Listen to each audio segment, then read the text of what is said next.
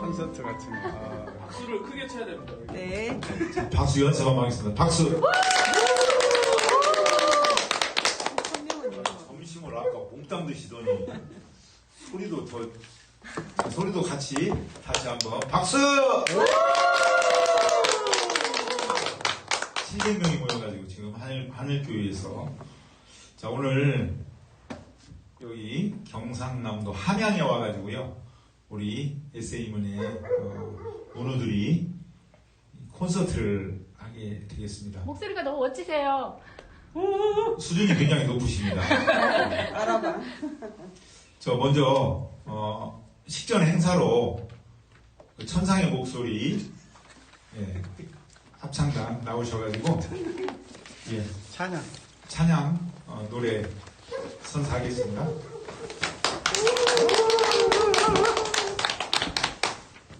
인사는 자 인사하시고요.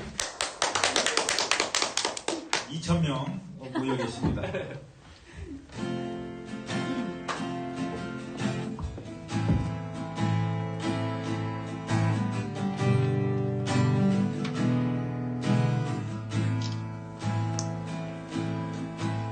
가는 길에 주의 평강 있으리.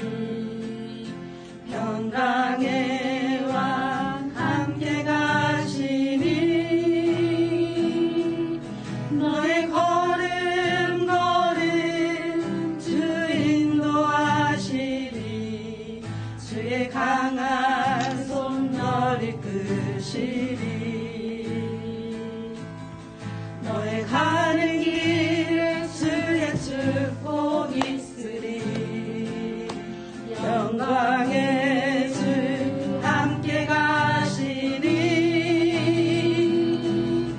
내가 밟는 모든 땅 주님 다스리리. 너는 주의 길 예비케 되리.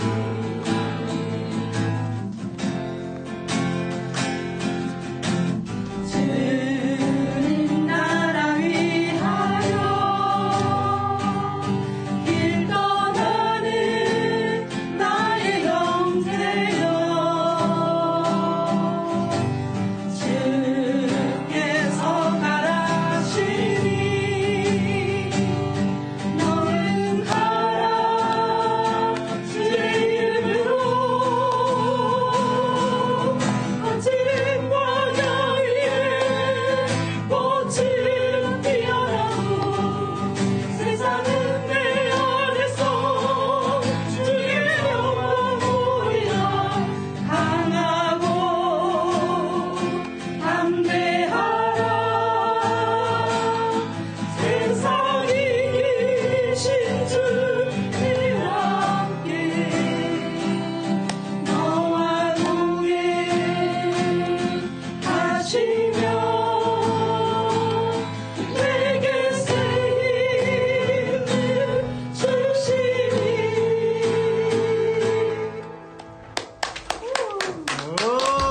예, 감사합니다. 그 음악이나 문학이나 결국 예술의 한 뿌리잖아요. 그 방금 하신 노래가 파송의 노래죠. 네. 인물을 받고 그리고 어디에 임지로 가는 거 파송의 노래. 저는 뭐 기독교 교도는 교인은 아니지만 느낌이 있는 그런 곡이었습니다. 앞으로 글도 쓰시고 이제 노래해서 그 선교하는 그런 파송을 좀 받으시면 좋겠습니다. 자, 예배 잘 드시고요. 그 다음에 우리 SA문의 동인들이 이 마음을 모아서 자그마한 그 정성을 전하는 그런 순서가 갖겠습니다. 기독교에서는 헌금하는 시간이다 그럽니다. 예, 헌금.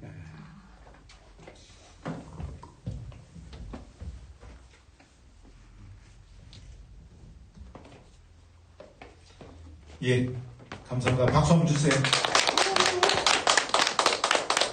자, 이어서 오늘 우리 여기 이제 작가, 예비 작가 포함해서 7분이 함께 했는데 5분이 이 작품을 준비를 해 오셨어요. 한 분씩 본인 작품 발표하는 그런 시간 갖도록 하겠습니다.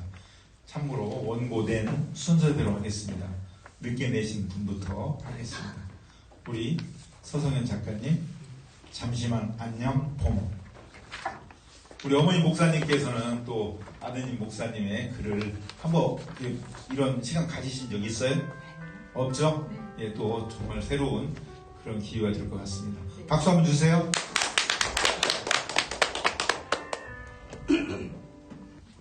굉장히 많은 스트레스와 힘든 상황 속에서 도저히 글이 안 나오던 시기가 있었는데 좀 모든 걸 그냥 내려놓고 항상 머리를 식히러 독서하러 가는 카페에 가가지고 마음먹고 쓰기 시작해서 나온 글입니다. 네. 잠시만 안녕 봄. 그토록 기다렸던 봄인데 헤어져야 할 때가 다가온다. 따스했던 햇볕이 어느새 따갑다. 봄볕은 겨우내 추운 바람에 움츠렸던 몸을 포근하게 감싸주었고 지친 어깨를 토닥여주었다. 이제는 첫사랑의 아련한 추억처럼 봄은 뒷모습을 보인 채 멀어져 간다. 가야 할 때가 언제인가를 아는 이의 뒷모습은 얼마나 아름다운가 라고 했던가. 떠나는 봄을 붙잡지 못해 미련이 가슴에 사무친다. 그리움을 달래려고 봄과 사랑을 나눴던 창이 넓은 카페를 찾았다. 창 밖에는 여전히 지난 연인의 자태가 짙게 물들어 있다.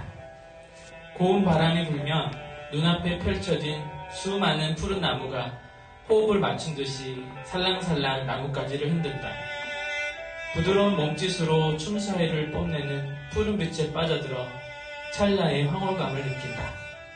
가질 수 없는 황홀은 푸른 하늘과 호수에 담긴다. 그래, 원래 내 것이 아닌 것을. 봄은 이렇게 떠나지만 곧 돌아온다, 반드시. 떠날 때를 알고 돌아올 때를 아는 것. 그보다 지혜로운 것이 있을까? 수없이 반복되는 사계절의 한 부분일지라도 봄의 아름다움은 평생토록 질리지 않는다. 다시 돌아올 걸 알기에 더 아련하다. 널 언제 다시 볼 수 있을까 하는 마음에 잡으려 해도 잡히지 않는, 잡을 수 없는 그 공간의 아름다움은 고결하고 거룩하다. 창 너머 눈부시게 아름다운 봄의 흔적을 보면서 생각한다. 봄 같은 사람이 되고 싶다. 누군가 잔뜩 움츠려 있다면 그에게 찾아가 따스한 온기를 전하고 싶다. 아무 말 하지 않고 그저 포근하게 감싸 안으며 어깨를 토닥일 수 있는 사람이 되고 싶다. 여름처럼 따가운 사람 말고, 가을처럼 외로운 사람 말고, 겨울처럼 냉정한 사람 말고, 봄처럼 사랑스러운 사람이 되고 싶다. 누구나 기다리는 그런 사람. 떠날 때를 아는 사람이 되고 싶다. 지난 사랑의 추억으로 미련이 겹겹이 쌓여도 떠나야 할 때는 떠날 수 있으면 좋겠다. 자연의 순리와 비교하면 사람이란 참 호락호락한 존재다. 채워도 채워도 만족할 줄 모른다. 채워지면 곧 실증을 낸다. 끝이 없는 욕망은 떠나야 할 때를 놓치게 하는 법이다. 떠나야 할 때 떠나지 않으면 추하다. 떠날 때를 알고 떠나는 아름다움을 가지려면 봄처럼 빈손으로 가야 한다. 채우기보다는 비우기를 해야 한다. 돌아올 때를 아는 사람이 되고 싶다. 봄은 살아있는 존재를 낳으려고 돌아온다. 봄은 부활의 진리를 깨우치는 계절이다. 봄이 돌아올 때마다 모든 죽어가는 것을 살린다. 그러나 사람은 죽이는 게 익숙하다. 인류 문명은 자연에서 착취한 수많은 생명을 토대로 세워졌다. 현대사회는 이제 자연을 착취하는 것도 모자라 자기 자신마저 착취하게 만든다. 그런데도 봄은 변함없이 매번 돌아와 인류에게 외친다. 그만 죽이라. 살려야 한다. 봄처럼 돌아올 때를 아는 사람은 사람과 세상을 살리려고 애쓰는 사람이다. 자연에서 얻은 것은 자연으로 잘 돌려놔야 한다. 문명을 이룬 인류에게 어려운 과제다. 초콜릿 단맛을 느낀 아이가 초콜릿을 버리지 못하는 것처럼 자연이 주는 풍성함을 포기하기란 불가능하다. 그러나 떠난 자리에 생명을 남길 수는 있다. 죽이고 착취하는 걸 최대한 절제하고 어질러 놓은 것은 제자리에 되돌려 놓으면 그나마 희망이 있다. 절제와 정리를 잘할 줄 아는 사람이고 싶다. 그래야 언제라도 돌아왔을 때 환영받을 수 있지 않겠나. 다시 넓은 창 너머 봄의 자취를 느낀다. 커튼을 비껴선 봄 햇살이 어느새 테이블 위 내 손을 지그시 덮는다. 꼭 다시 돌아오겠소 라고 말하는 것 같다. 붙잡고 싶지만 보내야 한다. 또 다시 생명을 잔뜩 품고 돌아올 너를 위해. 넓은 창밖 푸른 나무들이 느긋이 추는 춤 사이사이로 봄의 뒷모습이 점점 멀어져 간다. 예. 자, 우리 서성현 작가님의 잠시만 안녕 봄. 그 글에 이영기님의 이제 낙화를 봐야 할 때가 언젠가라는 뒷모습은 얼마나 아름다운가 이 한 구절을 넣어주셨어요. 예, 애쓰셨고요. 이제 제가 들으면서 봄을 떠나보내면서 떠나는 봄에 떠나보내지만 새로운 또 탄생 거기서 기다리고 봄은 새로운 희망을 또 약속한다. 그러한 메시지를 전해주신 것 같습니다. 다시 한번 우리 서성현 작가님 박수 한번 부탁드리겠습니다. 그 뒤에 전직 문화부 장관을 지내셨던 그 지역 유지께서 오셨습니다. 문화에 관심이 많으시니까 감사합니다. 자, 다음은 우리 바람꽃이라는 글을 준비하신 미아 작가님 모시겠습니다. 네. 이제 무대 올라가시면 박수 한번 주시게요. 네. 자, 인사하시고 예, 박수 한번 주세요. 바람꽃 미야. 월요일 아침인데 추적추적 비가 내린다. 요양병원으로 향했다. 어제 저녁 어머니에게서 전화가 다급하게 왔다. 너 내일 학교 안 가냐? 나 이가 너무 아파. 치과 좀 가자. 3주 전에 이 하나를 뺐는데 그 옆에 있는 이가 또 아프신 게다. 이번에는 이 2개를 모두 빼겠다고 벼르신다. 다음날 오전에 찾아뵙겠노라고 약속했다. 간병인이 어머니를 휠체어에 태워서 함께 나온다. 간병인에게서 치과 진료 의뢰서를 건네받고 병원을 나섰다. 휠체어를 밀어야 하니 우산은 어머니께 쓰시라고 드렸다. 나는 외투에 딸린 모자를 뒤집어 썼다. 그나마 비가 많이 안 내려 다행이다. 외래진료할 때에는 날씨가 좋아야 거동하시기 편한데 연신 춥다고 몸을 웅크리신다. 바로 옆에 있는 치과에 다다랐다. 의사가 흔들리는 이를 확인하고 보호자를 부른다. 이 2개가 모두 임플란트라서 여기서 못 뺀다고 말한다. 이를 빼면 빈 공간이 생기는데 광대뼈 쪽으로 염증이 올라가면 동네 치과에서는 수습이 안 된단다.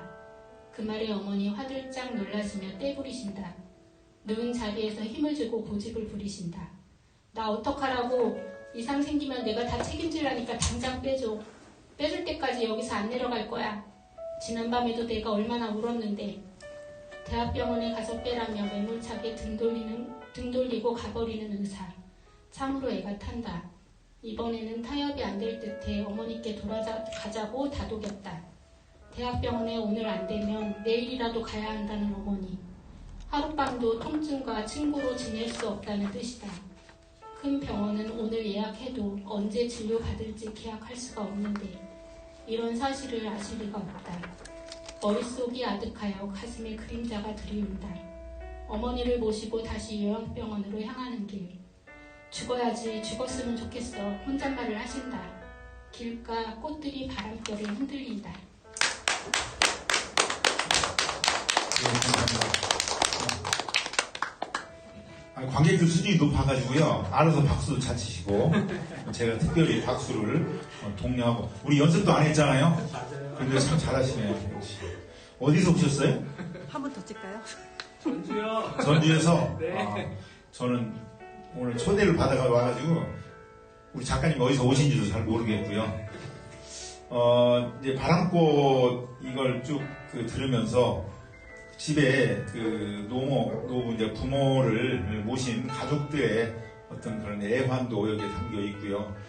글을 쓰는 분들은 내가 보는 거, 듣는 거, 모든 것들이 글의 하나의 이제 소재가 될 수도 있고, 그래서 바람꽃이라는 좋은 그 작품을 만들어 주셨습니다.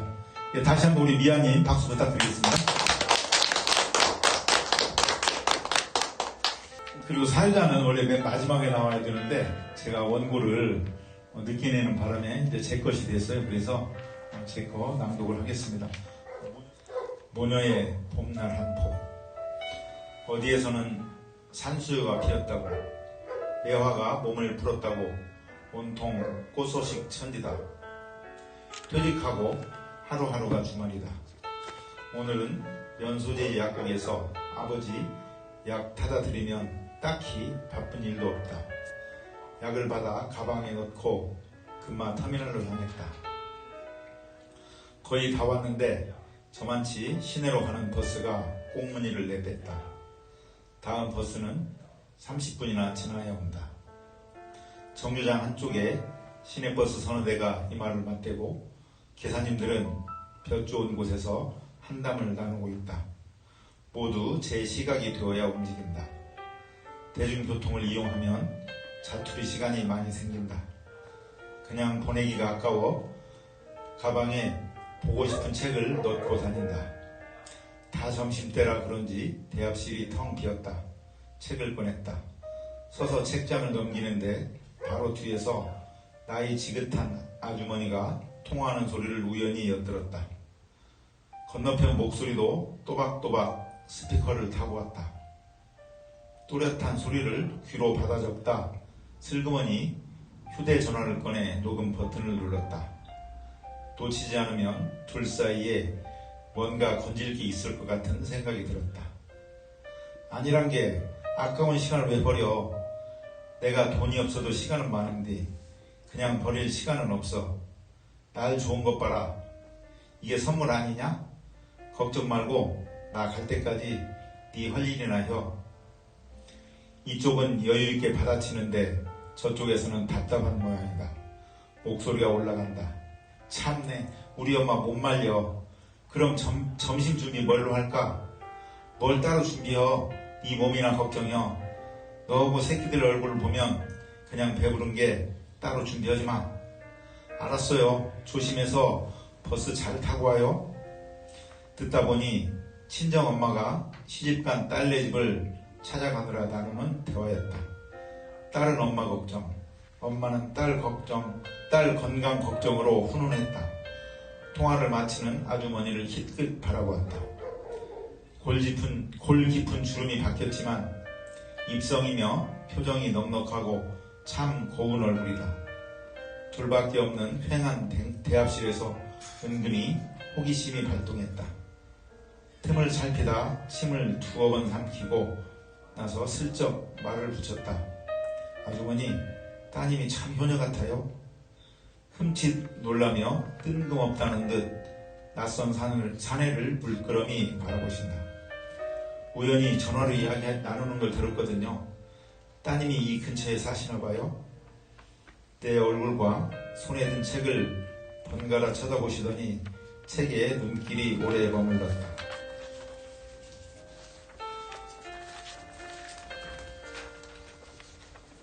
얼굴을 보면 어림없겠지만 책을 들고 있으니 그나마 상대라도 하는 표정으로 내입는다. 책을 좋아하시는 게왜요? 시답자는 글을 쓴다고 하자 경계를 푸는 초병의 표정을 지으시다 잠시 뜸을 들이시더니 말씀을 이어갔다.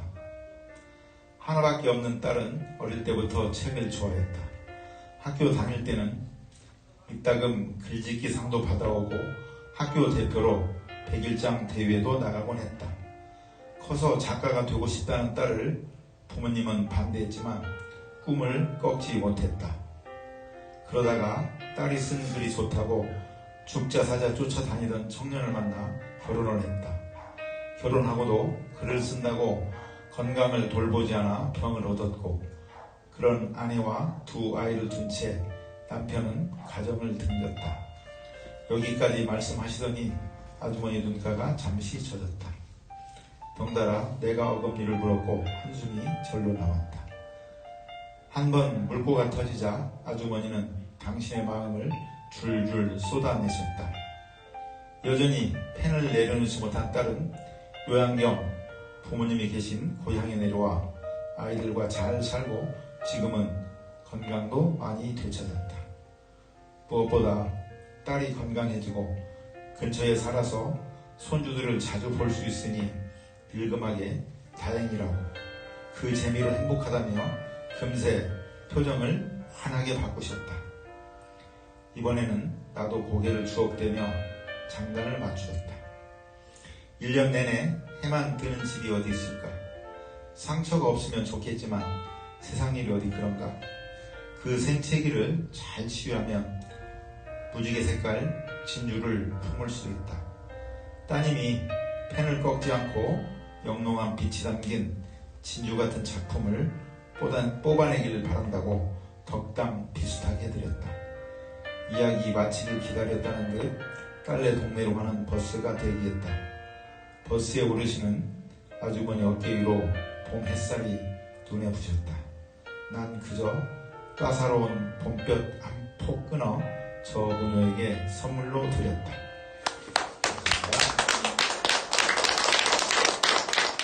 이것은 그 지난 봄 무렵에 여기 나와 있는 대로 집에서 시내 나가는 버스를 기다리다가 우연히 그 통화 소리를 엿들었어요. 듣고 싶은 게 아니라. 근데 갑자기 녹음을 하고 싶었고 그냥 말을 붙였더니 그 아주머니께서 저한테 이렇게 이런저런 이야기 해줘가지고 녹음한 걸 바탕으로 해서 글을 좀 장만했습니다. 좀 등에 땀이 납니다. 자, 이어서 15 소년의 비밀 우리 글비 작가님 앞으로 모시겠습니다. 85 소년의 비밀.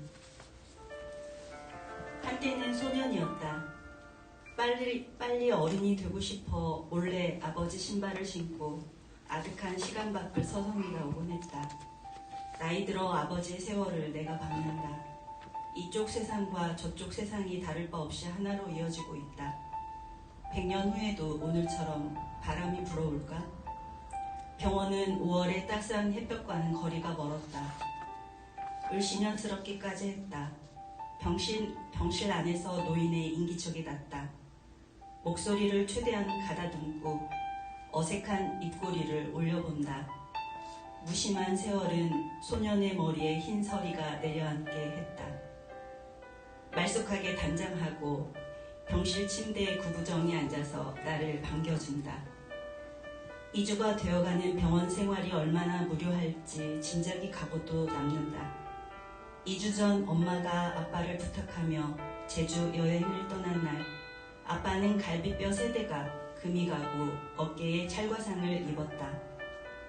학교에 입학하고 처음 맞이하는 시험 기간이라 전화통화로 아빠의 상황을 살폈다.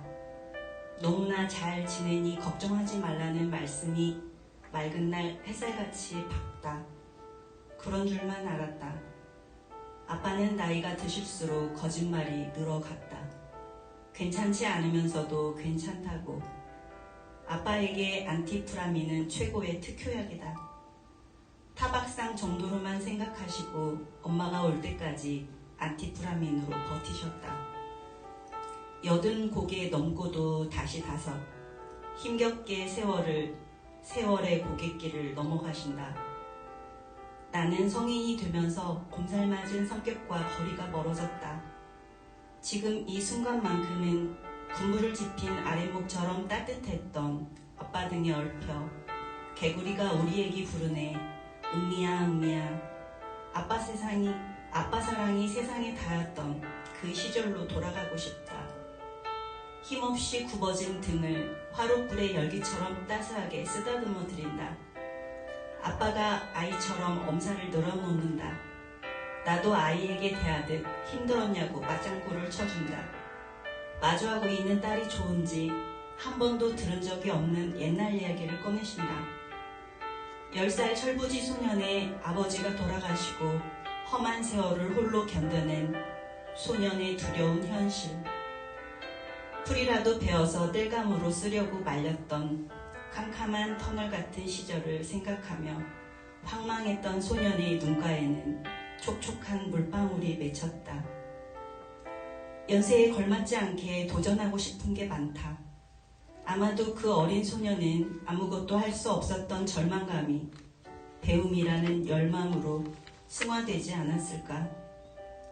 아빠의 취미 활동은 다양하다. 70세에 시작한 인라인 스케이트는 5살이었던 아들과 스피드를 즐기며 무릎 한 번 깨지는 일이 없었다. 영어를 한 번도 배운 적이 없는데 기타 코드를 외워 찬송가를 연주하신다. 엄마의 타박에도 아빠는 기타 연주를 멋지 않으신다. 하모니카는 수준급이다. 독학으로 터득했다고는 믿기 힘들 정도로 연주 실력이 고만고만하지 않다. 가끔 교회 담임 목사님은 천여 명 출석 교인 앞에 아빠를 무대에 세우시곤 한다. 이럴 때면 나비 넥타이로 한껏 멋도 부려드리고 얼굴에 비비크림도 발라주며 매니저 역할을 했다.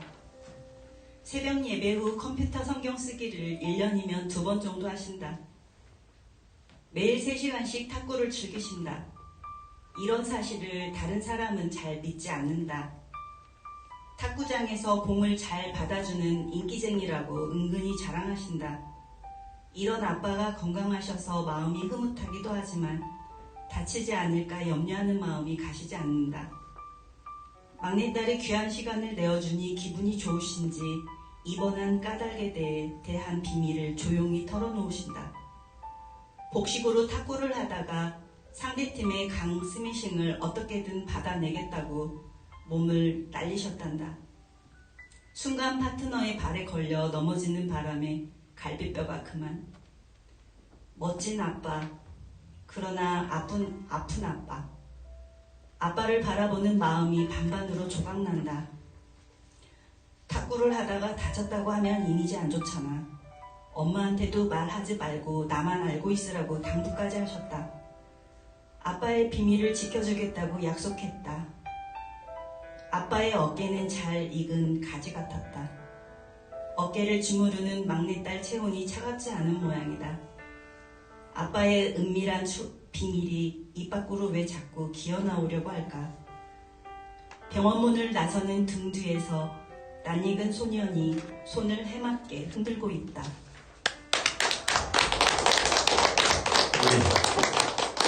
여든 바로 소년의 비밀. 딸이 없는 집도 있죠. 딸이 없으면 아마 굉장히 서운할 것 같아요. 우리 목사님이 딸이 없어요. 서운할 것 같아요. 그런데 우리 서성현 작가님 뭐 악기도 잘 하시고 또 딸 노릇을 해주실 것도 같은데. 그죠? 딸 같은 아들은 아들입니다.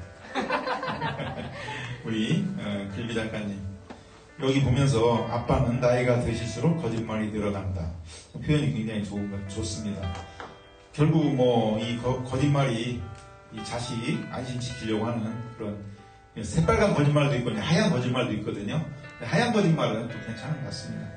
저는 따뜻한 효심이 느껴지는 그런 글이었습니다. 다시 한번 박수 부탁드리겠습니다.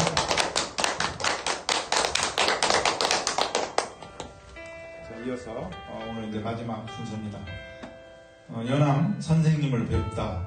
이름이 없어요. 누가 썼는지는 잘 모르겠는데요. 결국 뭐 연암 하면 또 우리 추재선 교수님, 작가님 모시겠습니다. 아이고 감사합니다. 제가 신방도 시간이 걸릴 것 같아요.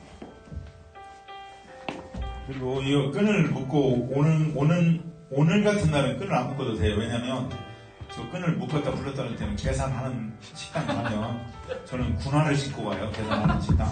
억지로 끈을 묶고 있으면 남들 계산하고 가니까. 근데 오늘은 회비를 오는 건데 꼭 이걸 신고 오셔야 돼요. 자, 박수 한번 주세요. 제가 돋보기가 없어서 민 눈이고요. 이 함양이 여러분은 오늘 그냥 문학 기행지라고 생각할지 모르지만 저는 정말 깊은 마음으로 왔어요. 올 3월에 연합문학상을 받고 나서 글 쓰는 것에 대해서 좀 더 무게감을 느꼈거든요. 그래서 이 글 쓴 것이 시간대가 3월 3일 날 쓴 건데 낭송해도 되겠죠? 연암 선생님을 뵙다. 이렇게 과분할 수가. 문학상 앞에 연암 박지원이라는 이름을 붙인 상. 상을 염치없이 받고 나서 며칠 동안 가위 눌리듯 속을 끓였다. 여태 타고난 이름으로 사는 것만으로도 버거웠는데 연암 박지원 선생님의 글쓰기를 흉이라도 내야 한다는 책무로 등짐을 지고 산에 오르는 것 같다. 선생님이 세상을 피해 몸을 감추고 사셨던 연암협은 지금 남쪽에 없다. 얼마나 많은 사람이 선생님에게 글을 배우려고 험로를 찾았던가. 절친뿐 아니라 당대 지식인에게 자신의 문장에 대해 모함을 받았을 때 선생님이 느꼈을 절망은 얼마나 깊었을까. 총애받았던 임금에게 질책을 당했을 때 사람 가운데 몸을 두고 싶었으랴. 선생님은 발의 유적보다 문장의 행적을 많이 남기셨다. 선생님을 뵈려고 마음의 신발끈을 묶는다. 선생님의 목소리가 귓전에 생생하게 살아있다. 예나 지금이나 세상을 바꾸려고 앞장선 사람은 정치인이다. 정치인이 바꾼 세상은 민심과 들어맞지 않을 때도 있었다. 세상을 바꾼 것은 꺾지 않는 붓이고 문장이다. 붓끝을 토끼 삼아 거짓을 찍어버릴 각오로 글을 쓴 문장가이다. 큰 나라 그림자에서 한치도 벗어나지 못하고 살았던 시절, 큰 나라 벼슬아치나 문사같이 보고 듣고 생각해야 했다. 경전의 맛을 즐기지 않고 달달 외워 자리를 차지하는 수단으로 여겼다. 이런 시절 선생님은 세속의 명예나 이익을 얻으려고 글을 쓰지 말라고 못 박으셨다. 거짓 소리를 내지 않고 진심으로 쓴 글이 세상과 맞서는 힘이라고 하셨다.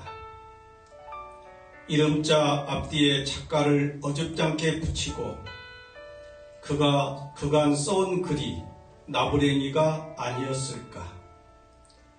시답지 않고 산만하게.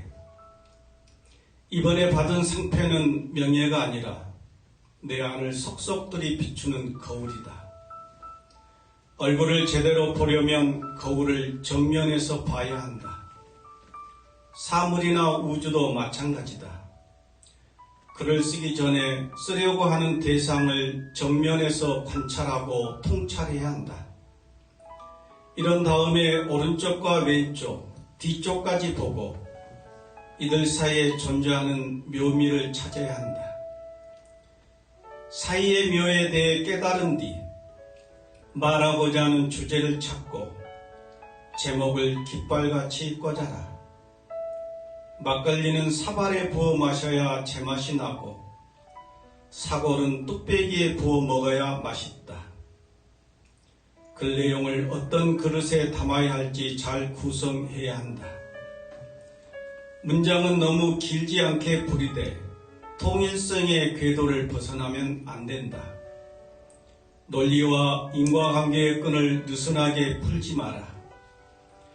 일할 때 시작과 끝을 일관되게 잘하는 사람은 어느 곳에서든 신뢰받는다. 글도 마찬가지다. 글을 쓸 때 시작하고 마무리하기를 잘해야 독자가 그래서 눈을 떼지 않는다. 시작하기는 짧되 참신하게 하라. 처음부터 다 보여주겠다고 욕심을 부리지 말라. 음식을 먹기도 전에 냄새에 질려 밥맛이 떨어지는 시기 된다. 마무리도 마찬가지다. 주제를 짧게 담되 보여줄 듯 말 듯 독자의 애간장을 녹여야 한다. 처음과 끝은 밀접하게 엮여야 한다. 글을 쓸 때 사례를 적절히 쓰라. 글은 머리로 쓰는 글이 있고 눈이나 발로 쓰는 글이 있다.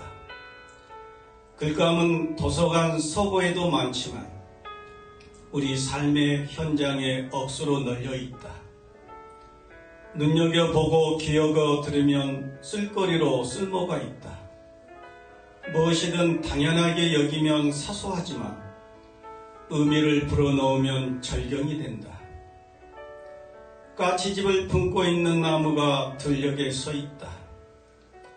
봄이 발을 들이기 시작한 황량한 들판에 덕새풀이 한들 고개를 내민다. 산딸이 가까워지는 까치가 집을 짓느라 분주하다. 나무는 잎을 서서히 틔우며 까치집을 숨기고 있다. 절경이다. 덕새필 얼굴 내민 들녘의 거목 하나, 산딸에 맞추어서 태시를 짓는 까치. 나무는 잎새 덧붙여 허공 한 채 숨기느니 시 문장만 운율의 옷을 입고 살지 않는다. 산문도 운율의 강을 따라 흐른다. 어휘를 절제 있게 쓰고 문장과 문장을 삐걱거리지 않게 이어야 한다. 문장의 줄기는 맥이 서로 통해야 하며 이물을 끼워 넣으면 안 된다. 문장은 서서히 걷기도 하고 뛰기도 하고 잠시 쉬기도 하는 흐름을 지녀야 한다. 독자를 배려한답시고 일일이 설명하려 하지 마라. 함축성이 없는 문장은 독자를 지루하게 한다. 참신하게 비유하여 부린 문장은 별미와 같다. 비유의 힘은 독자의 상상력을 확장하여 소통의 공간을 넓힌다. 우리 삶에 반전이 존재하듯이 그래도 반전이 있어야 한다.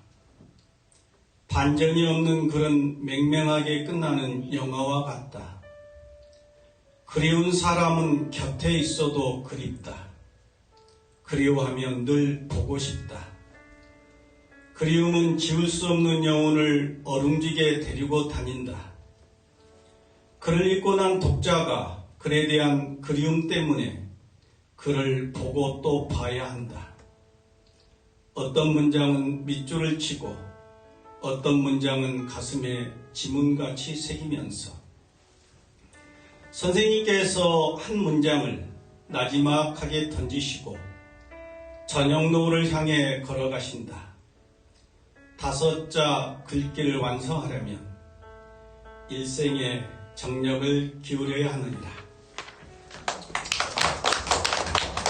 네, 감사합니다. 우리 최재선 작가님이 연암 박지원 문학상을 받으셨거든요. 받고 난 그런 느낌을 글로 남겨주셨는데, 글감은 도서관 서고에도 많지만 우리 삶의 현장에 널려있다. 아까 제가 우리 리아 작가님 글을 듣고 말씀드렸는데, 우리 다 같이 느끼는 걸 거예요. 보는 것마다, 듣는 것마다, 가는 곳마다 전부 다 생각을 많이 하면 거기에 또 글감이 쌓여 있다라고 생각합니다. 다시 한번 우리 최전 작가님, 저기 우리 곡서 콘서트를 보시기 위해서 2,000명 오셨는데 우리 한번 전직 문화부 장관님께서 간단하게 소감 한번 말씀해 주시겠습니까? 괜찮으시다면 나오셔서 간단하게. 분위기를 아직 파악을 못. 그래요. 우리 그러면 나오시면 분위기 파악이 되실 것 같은데. 목사님께서 네, 나오셔서. 예.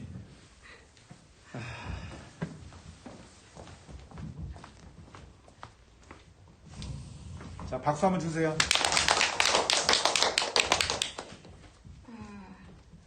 계절의 여왕이라고 하는 이 올해 끝자락에 우리 창립 14주년이에요. 마지막 날이.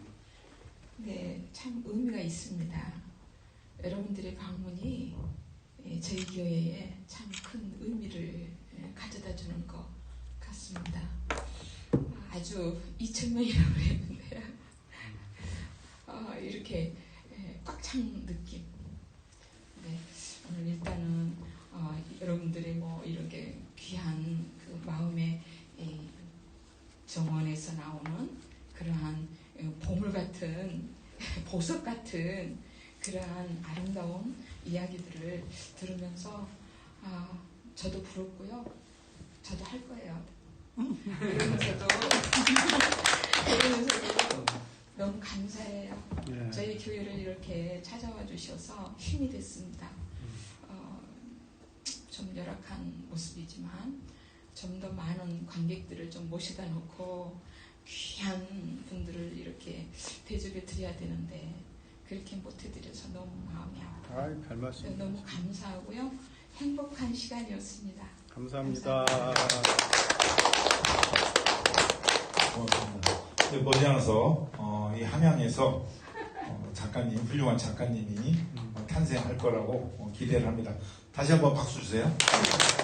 자, 오늘 사실 저 여기 지나간 기억은 있거든요. 그냥 지나간 기억이 있고 여기서 와가지고 한 번도 여기 내려본 기억은 없어요. 한 번도 없는데 어쨌든 오늘 우리 SA문예 동인들을 통해서 함양에 정말 이렇게 아름다운 고장이다라는 걸 처음 알았습니다. 분명히 다시 한 번이 아니고 몇 번이라도 올 거고 맛있는 그 음식도 그렇고 뭐 여기 공원이 굉장히 아름다고 정원처럼 그래서 근데 이제 유감스럽게도 안타깝게도 오늘 우리 동인 두 분이 이 자리에 함께 못 하셨거든요. 아마 그분들은 오늘 밤 배 아파서 죽을 겁니다. 그분들이 많이 배 아프도록 우리들이 더 열심히 하면 되거든요. 그럼 아마 그분들은 나을 거고 우리 다음에는 빠짐없이 완전체가 모여서 더 귀한 그런 시간을 갖기를 이제 고대하면서 오늘 SA문예 동인들 함양 문학 콘서트 여기서 마무리 짓겠습니다. 고맙습니다.